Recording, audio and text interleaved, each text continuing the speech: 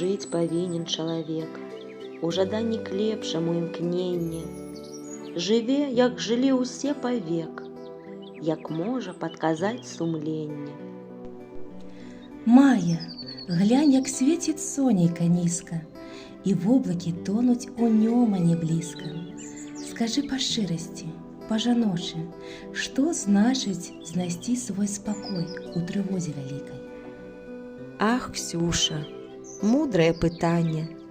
Дабро чыні, або грашы, тут кожны эталон свой мае, бо на пачуцці, што ў душы мараль іначай уплывае.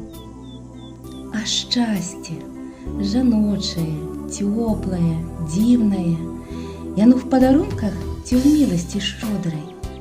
Мне часам здаецца, яно непадкупнае, як голас матулі каля калыскі. Шчасце – гэта помніць, адкуль твае косці, калі твая сцежка вядзе да парога, дзе жыў твой прадзед на пралескай палозе, дзе маці чакае трывожна і строга. Наша шчасце ў штодзённым кроку, бо сапраўдная жанчына глыбока гармонію носіць у сэрцы, а не ў імені.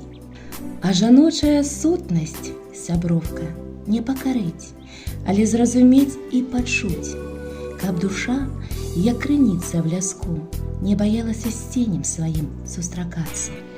Год беларускай жанчыны не кліч, а нагода запаліць агеньчык у сэрцы, каб кожная, знойдучы свой асабісты ключ, адчула, што яна не адна ў гэтым свеце.